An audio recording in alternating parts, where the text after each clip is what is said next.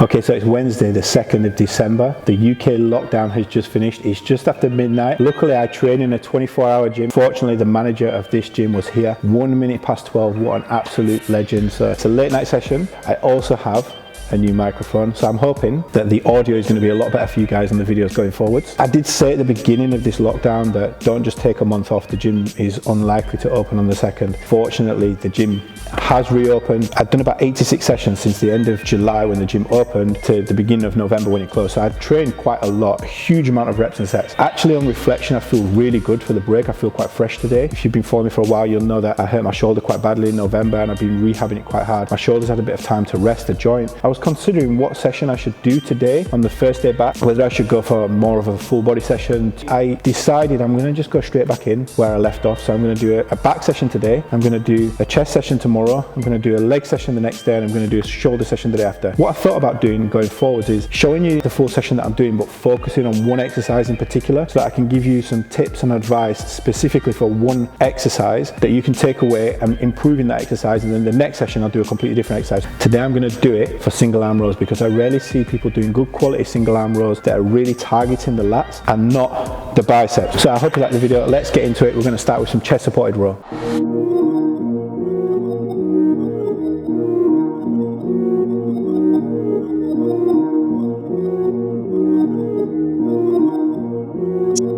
Yeah, I'm all in. Brody on the line, I'm tapping in. God out here pulling the strings for me. A girl on the line, she feeling me. Preoccupied by the motivation. Put in the time, pay the entry fee. Bro on the rise, yeah, he kinda nice. Inside of my mind, no one's real as me. Lately, life has been gorgeous. Wake up to clear, my eyes hit recorded. Praise up to God, I ain't chasing no bitch. Swinging the miss, got me hitting these licks. I get the orders, don't get it distorted. Disconnected, I've been cordless, I've been cordial, I've been exploring. I got a whole lot, but somehow I want more of it. Yeah, I went to tour and put on for the soil. Hey, bruh, remember they used to ignore us? Now they dropped me the pin with the cord and they catch me running through they ordinance. Remember we couldn't afford the whip. Pushing the scraper, that shit was so ageless. We blowing on grapes for the flavors. All of a sudden we major, still independent but no label. For now I'm going hard enough that the streams will lead to a house by the beach. All of this done with the speech. Filling my pockets for now, but later I want the picket for some sign of the neighbors. I used to skip out on the payments. Nowadays I tax for the labor. Dog on the line, yeah, he tapping in. I'm staying clear, fake rapper friends. Kamikaze on the traffic cam. Only one shot to navigate the labyrinth of keeping it late. Burn it down to the ash. My life been much more than imagine. I got where I'm at with the passion. Traded all to live it backwards. Pray we make it through the night. Oh, we make it through the night.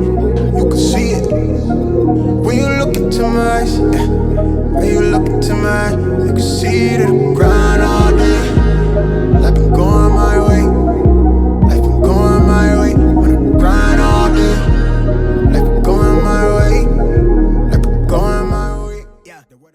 Okay, so we're going to talk about the dumbbell single arm row. Now, I prefer to do this slightly higher. I prefer to do this with my hand on the dumbbell rack. I'm going to talk to you about why, but first of all, we're going to look at the bench. The old school way of doing this is to put one hand and one knee on the bench. Now, I used to actually have my clients doing it this way as well. I've stopped doing that now. If you're going to do it this way early on, it needs to be with a lighter weight. When you start doing this position here with a really heavy weight, there's a lot of strain being put across the groin, and there's actually been cases of people who picked up a hernia. You can completely eliminate that, and that's because of the strain that's been put across the groin when you're in this position. If you prefer to use the bench, you can do this with the hand on the bench. You do need to be quite flexible in your low back. Make sure that your low back is in a really, really good position when you're doing it. So you don't want to be rounded and slumped in the low back. You need to make sure that your hips are lifted up, your chest is out. You need to make sure that you have a really, really strong spine. You need quite a lot of flexibility to get into this position. You need to be very, very disciplined when you're in here and you're getting fatigued, because otherwise what's going to happen is you're going to start to slump. That's not what you want. You don't want to be slumping your low back when you're doing a row of any kind. The basics of this exercise is one foot behind the other. The hand that you're rowing with is the foot that wants to be at the back. I prefer to do this on a high level if possible. Now, I do it sometimes on the bench, but I am quite flexible in my low back and I am really disciplined at lifting my hips and making sure my chest is out, so I'm always in this position and I'm not rounded. The benefit of doing it with your hands slightly higher is that you don't need to be so flexible in your low back to keep a really solid spine. It's the same thing as a hand on the bench. You have one leg forwards, one leg slightly back, and make sure when you're doing this, there's another common mistake I see, which is very easily overlooked, even with people with really good personal trainers. There's a potential to be off balance, and twisting and turning, and that could be just because you have not given yourself hip width or slightly more than hip width between your feet. So if you're doing this with one foot behind the other or close to, you're going to be automatically be off balance. So you need to make sure you give yourself slightly wider than hip width to make sure you've got a solid base to row from. Now in this position I can automatically feel that there's not so much strain on my lower back. It's much easier to hold this position. I can row much heavier from here. So this is the height that I prefer to do it. Okay, the most common mistake I see people make when they're doing dumbbell rows is they pull it in like a bicep curl. So they're just rowing the dumbbell to the shoulder and straight back out. I think almost everybody that I see doing dumbbell rows does that. If you want to be doing the row to target your bicep, that's completely fine. But I think most people, when they're doing these dumbbell rows, really want to hit their lats. So what I mean is people pulling the dumbbell directly to the shoulder. Now I can't really feel any work in my back right now, but it's quite hard work on the bicep, right? Because I'm essentially doing a bicep curl. When you're rowing, you want to make sure you're pulling the dumbbell down back towards through the hip. So there's going to be a bit of flexion in the arm, but you want to minimize the flexion in the arm, because the more flexion in the arm, the more work the bicep is doing. Your lats are connecting up on the top of your upper arm. So when you're pulling, you want to be focusing on the upper arm moving rather than the lower arm shortening. So we don't want to be closing up this joint, we want to be closing up this joint here. So the difference between pulling here to pulling here, I can really feel it immediately as soon as I pull here, a contraction, a squeeze right through my lats. There is a little bit of bicep flexion going on, but you want to minimize that. You want to make sure you're targeting and thinking about your lats. And as soon as you start pulling towards your hip, you're going to feel that contraction in there. In the beginning, you might not feel the contraction so easy because it's new, but after doing this for a while now and practicing, I can get a contraction pretty much straight away. The mind muscle connection is not going to be as strong as you want it to be in the beginning. So it's like anything, when you first do it, you're not going to feel a huge pump and contraction in your lats. You're going to have to practice and practice this exercise to get your brain to engage with the lats more, that mind muscle connection. I get a lot of questions on mind muscle connection, so please make sure you leave a comment, let me know if you want me to make more videos on that. But one thing I will start with mind muscle connection is making sure you get the right technique. It's impossible to improve the mind muscle connection with your lats if you're pulling the row into a bicep curl rather than targeting the lats and doing it correctly. And this is why it was easy to show you on the bench, because the way that a lot of people do these rows is like that. So obviously I couldn't do that over here. Now another way that you can make this better and improve it is to get a stretch on the lats on the way out. Now you don't want to do that by bending your back, but you can protract the shoulder and let it really open up while keeping the spine really neutral. So if you really focus on lifting your chest up in the air, your hips up in the air, so that you're really neutral, you can actually reach out and stretch through your lats without bending your back. So rather than just pulling here and we're not really opening the lats that much, we can really open them right out and then back in. Stretch your lats out and then back in. And then from the bottom, right through down towards the hip. No movement to the shoulder. This is not a dumbbell row for the lats. The final thing you want to focus on when you're doing these rows is to make sure you drive your elbow right past your body. You don't just want to be rowing to here, and that's one thing that happens when you're doing the bicep. You don't get much elevation on the elbow. You want to be rowing the elbow right past your body and get a really good squeeze. You're going to feel so much more on your lats.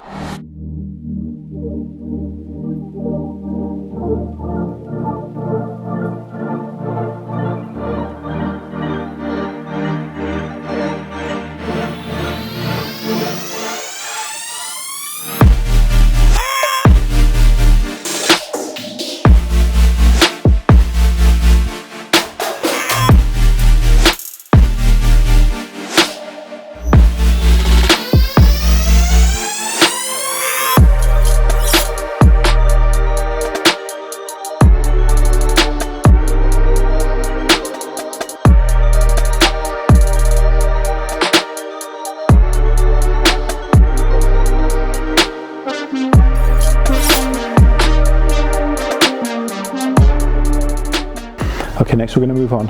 We're going to do the chest supported dumbbell row on the bench. It's the same principle as the single arm row. You want to be rowing that towards through your hip, and make sure when you're doing it you have the minimum input from your biceps. Also, I want to touch on doing rows supinated and pronated. So supinated is when your hands are facing upwards. Can I have some more soup please? Pronated is when your hands are facing downwards. Whenever you're doing barbell rows, you can do this with the dumbbell row as well. If you're rowing wide, you're going to get more contraction in your back when you're pronated than supinated, because when you're supinated you are automatically engaging your bicep to do more of the work.